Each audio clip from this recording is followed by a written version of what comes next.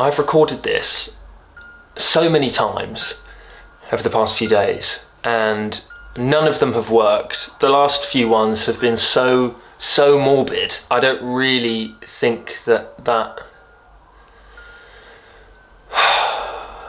I can't get it right. We're gonna make that change happen. I think to any insensitive, to anyone that doesn't understand these protests, to anyone that is slamming protesters online, or why the white community should not be speaking up, why unity is a bad thing, why this isn't going to work. I think people not on the side of these protesters need to go to a march, need to witness the raw emotional power of these people that are speaking with nothing but passion and speaking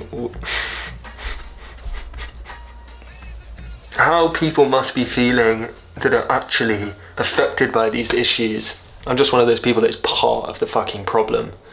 That's the thing. There's a lot of lists going around on social media that nearly everyone will have seen about books, articles, publications that we can read, but reading takes a long time. It is a hobby of mine, but dusty old books, the pale light of the wax candle, is that a thing? As a video team, myself, Craig and Thomas would like to suggest 5 films and documentaries that have personally affected us, that have shaken us to our core, that have educated us, that you can watch within an hour and a half. You can change your mindset that quickly. It takes each and every one of us, no matter who you are. You need to speak up. If you don't think it's your place, it is your place. Be respectful, educate yourself, continue to educate yourself, but let your voice be heard. Everyone is needed.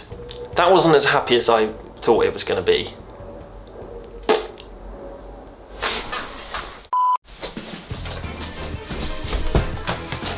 Sitting on my bin. I've brought my notes along with me. I did film at university. This feels very much like a film essay, because the first film on our list is the documentary 13th. It's an extremely powerful documentary. It's cited as a must-watch, and it kind of charts America's progression from slavery to the modern day problems and how very little has really changed. There's been a veil pulled over the systematic racism in America from the institutions, the prison systems, and how government has not addressed it and has only deepened problems. Very early on in the film, they talk about D.W. Griffith's A Birth of a Nation, which was a very early portrayal of black people in cinema. It was made in 1915, and it really portrayed the black man as sort of a caricature, someone that was beastly and dangerous, and something that was really woven into the fabric of cinema for decades after. Having studied the history of cinema at university as well, it's something that really gets looked over, that black people were playing roles in a service capacity. They were subservient. They were often portrayed as infantile, lazy, dangerous, and it was all racial propaganda. One thing that is rarely spoken of is the devalued image of the black person. This racial bias is really built into the way that not only cinema has been made, but the apparatus that we make cinema with. So film stock was designed with light skin as the ideal standard. They used something called a Shirley card, which had a white woman on the front of it, and it basically meant that cameras had a hard time rendering darker skin. And this persisted until the 70s, and it was only when wood, furniture and chocolate companies argued that Kodak film stock would not render the colours that they needed. And that is when things changed, and when cinema began to look at film stock and how darker skin tones could be rendered correctly. There's a racial bias that's inbuilt in cinema since the inception of film cameras, which is mind-blowing.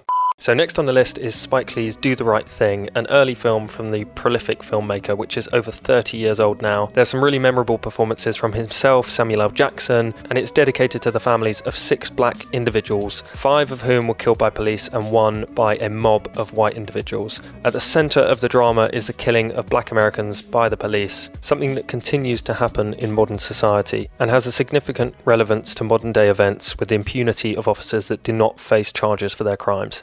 The 2017 film Hidden Figures is the never-before-told story of 3 African-American women's crucial roles in the American space program.